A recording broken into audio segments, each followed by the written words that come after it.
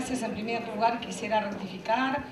Mi nombre es Analía Liades, soy profesora titular de la Cátedra 2, Derecho de la Comunicación, de la Facultad de Periodismo y Comunicación Social de la Universidad Nacional de La Plata y profesora adjunta de la Cátedra UNESCO, Libertad de Expresión de la misma universidad. Muchas gracias. Desde el ámbito académico, desde el ámbito del derecho de la comunicación y desde la universidad, venimos trabajando junto con otros sectores históricamente por el auténtico ejercicio del derecho a la comunicación. Uno de los instrumentos fundamentales que necesita contar esta democracia, un joven, es una ley que revierta el régimen vigente de la dictadura militar, que fue confirmado lamentablemente en esta democracia y que hoy tenemos la oportunidad histórica de revertir. La Constitución Nacional nos da un marco fundamental para poder hacer operativa y plasmar en una ley democrática los conceptos fundamentales que hacen al derecho a la información. Derecho a la información que va mucho más allá de la libertad de prensa, de la libertad de imprenta, y que comprende en su doble carácter de derecho individual y colectivo, con estas dos dimensiones, la social y la individual, la posibilidad de que todos y todas, cada uno y cada una, podamos expresarnos en sociedad. Pero además de los artículos clásicos 14 y 32 de la Constitución Nacional, una de las cosas que ponderamos muy positivamente desde el ámbito académico es que este proyecto de ley se inserta en el artículo 75, inciso 22 de la Constitución Nacional, que contempla la jerarquía constitucional de los tratados internacionales de derechos humanos, entre otros el Pacto de San José de Costa Rica. Pero además, el 75, inciso 19, establece claramente que corresponde al Congreso Nacional dictar leyes que protejan la identidad y pluralidad cultural, la libre creación y circulación de las obras de autor, el patrimonio artístico y los espacios culturales y audiovisuales. Sin duda alguna, aquí se inserta la necesidad de tener una ley de servicios de comunicación audiovisual que responda a todos los avances tecnológicos que hemos tenido en los últimos tiempos. Pero además, hay muchísimos puntos para destacar de este proyecto de ley que son centrales para el auténtico ejercicio de una democracia. Obviamente que es prácticamente imposible en tan poco tiempo resumir los contenidos y pautas básicas que este proyecto de ley nos trae. Uno de ellos es la oportunidad histórica que nos da el artículo 21 de este proyecto de ley al contemplar tres sectores en el ejercicio de la actividad de servicios de comunicación audiovisual. Y acá quiero hacer una mención muy especial. Históricamente, el sector de la radiodifusión comunitaria o sin fines de lucro estuvo excluida por la dictadura, por la ley de la dictadura, y esto recién se pudo revertir gracias a muchas luchas provenientes del campo popular. Y en el año 2003 asistimos a una sentencia ejemplar, así destacada por la Relatoría de la Libertad de Expresión de la OEA, cuando nuestra Corte Suprema de Justicia de la Nación le dio la oportunidad, en el caso Asociación Mutual Carlos Mujica, Radio La Ranchada de Córdoba, contra Poder Ejecutivo Nacional, afirmando que el artículo 45 de la ley de la dictadura militar era inconstitucional en tanto no permitía a las asociaciones no comerciales ejercer la actividad radiodifusora. A partir de ahí, ese fallo, que fue ejemplar y que dio lugar a toda una serie de fallos consecuentes, repitiendo este concepto fue fundamental para que el Congreso modificara finalmente el artículo 45 y permitiera la inclusión del sector comunitario, pero con algunos matices que ahora este proyecto viene a reparar.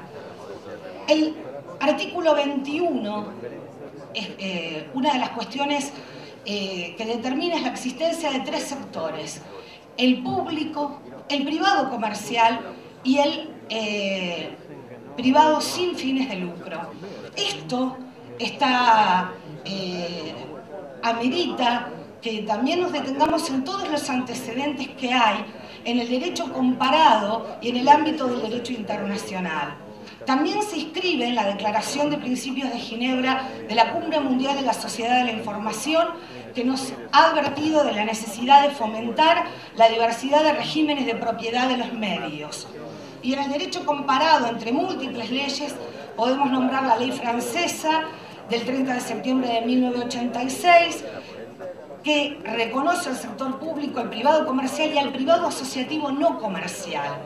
También la ley, la Broadcasting Act de Irlanda de 2001, la Broadcasting Act del Reino Unido de 2003, la ley australiana de 1992, también son fundamentales como antecedentes para tener en cuenta en el reconocimiento de estos tres sectores. Con lo cual hace que esta ley se ubique en los mejores parámetros y estándares en materia de derechos humanos a nivel internacional. Y esto hay una necesidad de destacarlo. En diciembre de 2007, los 4 relatores para la libertad de expresión de la ONU, de la OEA, de la OCE y de África pudieron ponerse de acuerdo en una declaración conjunta sobre la necesidad de la diversidad en la radiodifusión. Y realmente todos esos contenidos de esta declaración conjunta que invitamos a leer se hallan también plasmados en este proyecto de ley. No podemos dejar de mencionar, y vuelvo al concepto de libertad de expresión y derecho a la información, que este es un derecho universal y que no hay duda alguna, y esto es lo que no hace la ley vigente de la dictadura, que la actividad radiodifusora y su ejercicio integra el derecho humano a la libertad de expresión e integra el derecho humano a la información y a la comunicación. Por eso, el punto de partida de esta ley es diametralmente opuesto al vigente, que ha sido discriminatoria, autoritaria y centralista.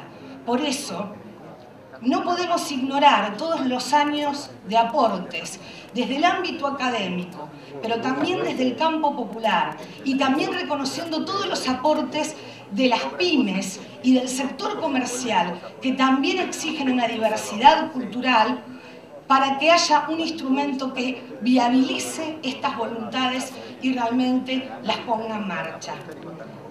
Voy a permitirme destacar a Owen Fisk, que es profesor de la Yale Law School, que sostiene que los debates del pasado asumían como premisa que el Estado era el enemigo natural de la libertad. Era el Estado el que estaba tratando de silenciar al individuo y era el Estado a quien había que poner límites. Sin embargo, en la actualidad hay una serie de temas en los cuales el Estado es necesario para ser un amigo o, más aún, garantizar las libertades. Una de ellas se refiere al impacto que las concentraciones privadas de poder tienen sobre la libertad de expresión y la necesidad del Estado por contrarrestar esas fuerzas. Así, el Estado está obligado a actuar para promover el debate público cuando poderes de carácter no estatal ahogan la expresión de opiniones, y de este modo habrá que asignar recursos públicos, repartir megáfonos a aquellos cuyas voces de otra forma no serían oídas en la plaza pública. Con lo cual vemos cómo incluso la doctrina jurídica actual también está exigiendo una participación del Estado con políticas públicas que garanticen el efectivo ejercicio de los derechos humanos, y entre ellos el derecho a la libertad de expresión y el derecho a la comunicación. Una cuestión fundamental, entre otras, que establece este proyecto de ley es poner coto a la multiplicidad de licencias y a la concentración. Esto también está advertido por el Sistema Interamericano de Derechos Humanos como una necesidad ineludible. Ya desde la opinión consultiva 5/85, la Corte Interamericana de Derechos Humanos nos está advirtiendo que no es admisible que sobre la base del derecho a difundir informaciones e ideas se constituyan monopolios públicos o privados sobre los medios de comunicación para intentar moldear la opinión pública según un solo punto de vista. Pues bien, leamos este proyecto de ley, interioricémonos y vemos que la diversidad y el pluralismo informativo están realmente contemplados. Además de ello, no solamente el sistema interamericano y los relatores de la libertad de expresión, especialistas en esta materia, advierten sobre los peligros de las concentraciones mediáticas, sino también todos aquellos instrumentos jurídicos referentes al pluralismo cultural. Y también incluso la propia Unión Internacional de Telecomunicaciones en el marco de las celebradas Cumbres Mundiales de la Sociedad de la Información. Finalmente, en cuanto a la autoridad de aplicación, que tanto debate está trayendo, por supuesto que todo proyecto de ley siempre es perfectible y mejorable, pero tenemos una base muy firme y sólida que está dentro de los parámetros constitucionales y dentro de los estándares de derechos humanos. Me parece importante destacar el artículo 40 del proyecto de ley, cuando establece que la autoridad de aplicación deberá en forma bianual y en virtud de la aplicación de las nuevas tecnologías, revisar las reglas establecidas en los artículos 38 y 39 con el objeto de resguardar la competencia, el interés público y promover el pluralismo y el desempeño de los prestadores de la actividad, preservando los derechos de los titulares de licencias u autorizaciones al momento de la revisión. La aprobación de las nuevas reglas deberá ser previamente ratificada por la comisión bicameral creada por esta ley.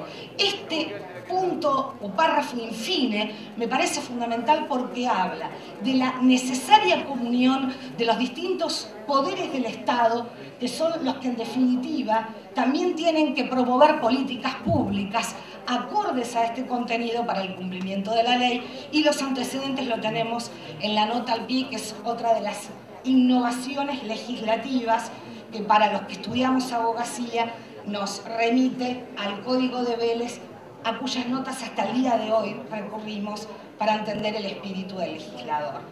Finalmente, y no sé si me estoy excediendo en el tiempo, me parece fundamental, hay muchísimos puntos sobre los que hablar, pero entre tantos otros, y teniendo en cuenta este marco constitucional e internacional que apenas uno puede esbozar en tan poco tiempo, me permito recordar unas palabras de Rodolfo Walsh que hacía en su cadena informativa cuando informaba en plena época de dictadura sobre lo que acontecía en Argentina. Reproduzca esta información, hágala circular por los medios a su alcance, a mano, a máquina, a mimeógrafo. Mande copias a sus amigos, 9 de cada 10 le estarán esperando. Millones quieren ser informados. El terror se basa en la incomunicación. Rompa el aislamiento. Vuelva a sentir la satisfacción moral de un acto de libertad.